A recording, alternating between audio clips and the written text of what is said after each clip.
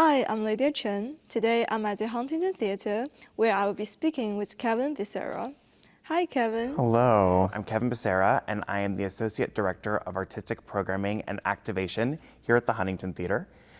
So basically what I do here is that I work on the artistic team with our Artistic Director, Loretta Greco, thinking about all the different ways that people might experience art in our buildings, whether it's on the stage, in the music that you might hear, gallery walls, and finding ways to connect that art to community. Season planning is my favorite thing. I mean, obviously I love when we actually do the shows, but I could talk about the kind of theory of why we do them for forever. I think there's a kind of two most important things. The first most important thing is really the writing. We love a playwright at the Huntington. We love somebody who is boldly tackling this moment with honesty and kind of rigor.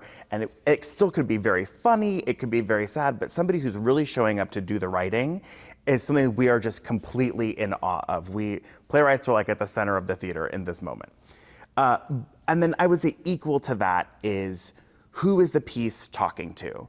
And what is the conversation that piece can spark here in Boston? We're not making things to go to New York. We're not making things to travel around the country. Sometimes those things happen and we love it. We're never mad about it.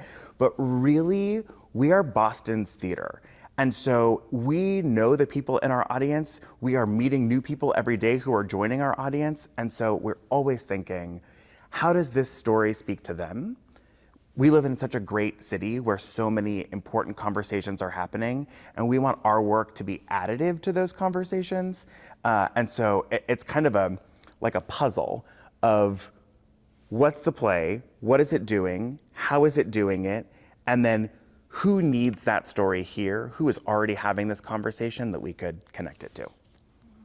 Yeah. And then is there a musical? It's always the last question. Did we forget a musical? Let's find a great musical. The Huntington is Boston's kind of flagship regional theater. It's about 44 years old. I always forget the exact number. It's right here on Huntington Avenue in the Avenue of the Arts and also in the South End. And so we are producing kind of large scale and sometimes small scale pieces of theater for Boston. We are Boston's kind of hometown theater. We're the Red Sox of the theater scene. And then we've been thinking how we kind of expand to include visiting artists and different kinds of artistic experiences to really make sure that we're doing our best to be a cultural asset to the city. The Huntington has a long history of dedication to kind of excellent storytelling. In the early seasons, there was a lot of classics, kind of reimagined, brought to life, beautifully told here on Huntington Avenue. It's where it all started. This theater is 100 years old. We started producing here in the 80s. Slowly, the kind of work that we were focusing on expanded to really important new work. So Christopher Durang, August Wilson, who are kind of titans of the American theater, had their work done here first.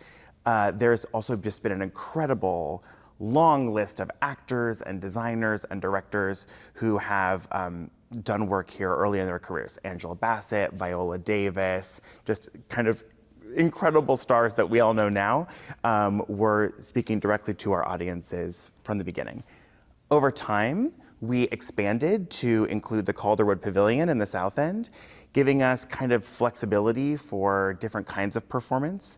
This theater that we're in now is a big, grand, kind of like Broadway-style theater. The more intimate space at the Calderwood, it's about 370 seats, kind of creates that closer proximity to an artist, kind of feels like you're talking directly to them or they're talking to you. And then the Roberts is this beautiful little black box that we have in the South End. And then there's some rehearsal spaces there too. Then, it's a long history that I'm trying to make short. Then, just after the pandemic, this building was renovated. And now we have the Masso Studio, which is another kind of intimate rehearsal space and black box.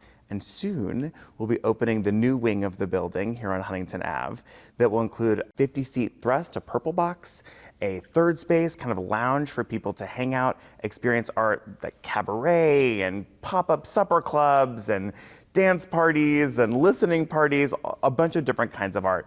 So I think The Huntington is always trying to reimagine how we best serve the city of Boston through different kinds of artistic offerings. And we're always trying to look at our spaces, even this one, our very first, in creative ways, how we kind of subvert people's expectations of it and make it even more accessible to more people. Wow, I'm so excited to listen to those.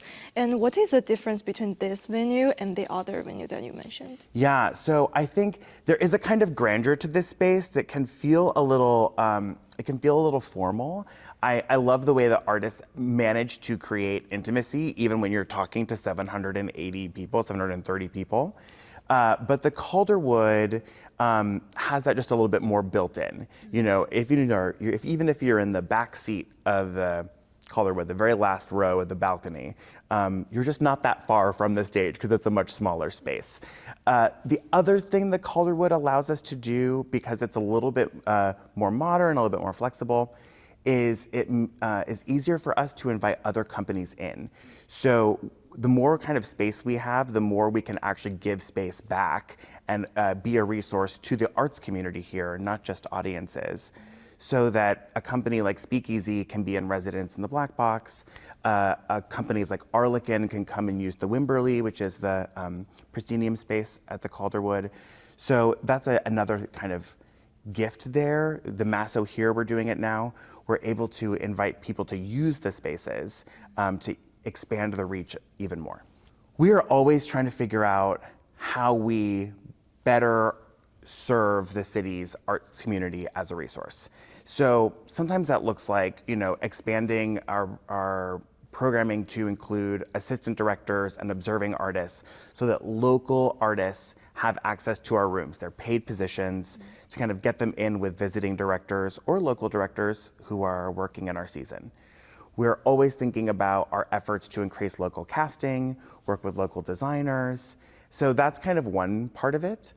And then we really understand that we are stewards of spaces, not owners of these spaces, right? We are here because of incredible support from the city of Boston, from a collection of donors and foundations. And so we see a huge part of our work to kind of unlock the doors and make sure that other people are using the spaces as well. And so we have a few resident companies in the Calderwood. There's definitely a lot of people that come through and use the Masso. It's always exciting to see who rents this big space and how they use it in creative ways. And we're really hoping to continue to expand that work so that what's ours is actually all of ours. Are there any upcoming productions or programs should the audience know about? And what do you hope the audience to experience when they visit? Okay, our next season is stacked. Our next season is so good. We are so excited about it. It's truly it's an honor and it's a huge privilege to bring these stories to Boston next season. So I think what I'll do is I'll preview the fall. I'll give you some kind of things to look forward to coming up. So first is Purpose, a play by Brandon Jacob Jenkins. It's a Pulitzer winner. It is just an incredible family story of a Black family who has this kind of high pedigree. They are, the father is a big leader in the social justice movement.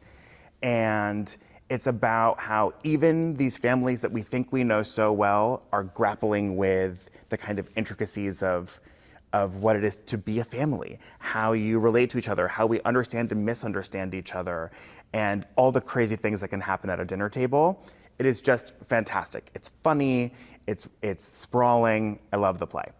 After that is Aaron Sorkin from The West Wing, who wrote The West Wing, his adaptation of Harper Lee's To Kill a Mockingbird, which will be directed by Loretta Greco, our artistic director. And it is such a fresh take on a foundational American myth. It is a question of how we show up for each other, how do we trust our communities, but how do we also challenge our trust in people who look like us to make sure that we're actually moving the needle forward on making this the best country it can be for everyone who is here and in it. It is just an incredible, inspirational piece that is, it feels like you're touching the source of something deeply American to be in the room with this story. It's gorgeous.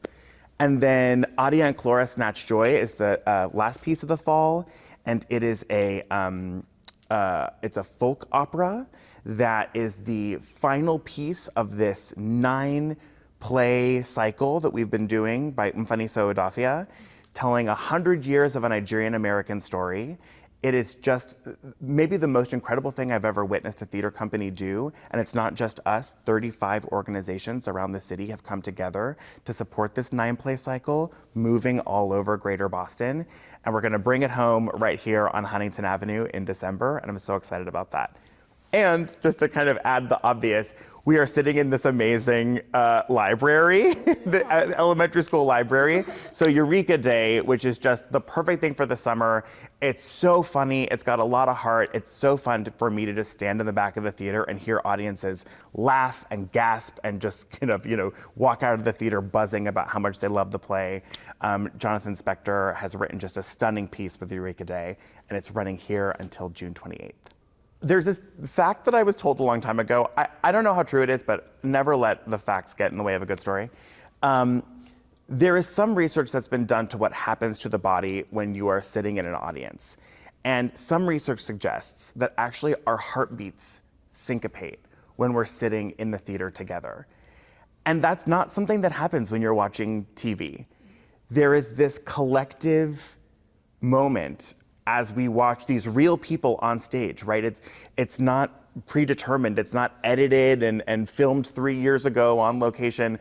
They are right in front of you. And so there's this incredible connection that happens with the artists on stage, with the people around you, that is just kind of not like anything else. It's a core experience of being a human, is to gather and experience something together.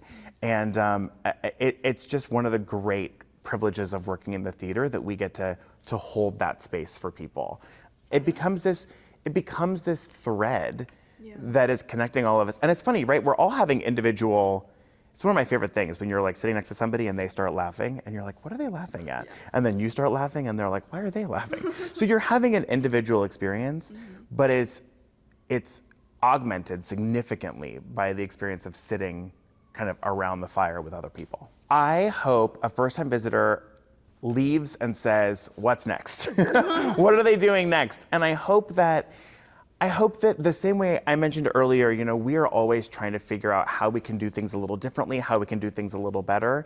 And I hope that the audiences feel that you never walk into the same Huntington twice.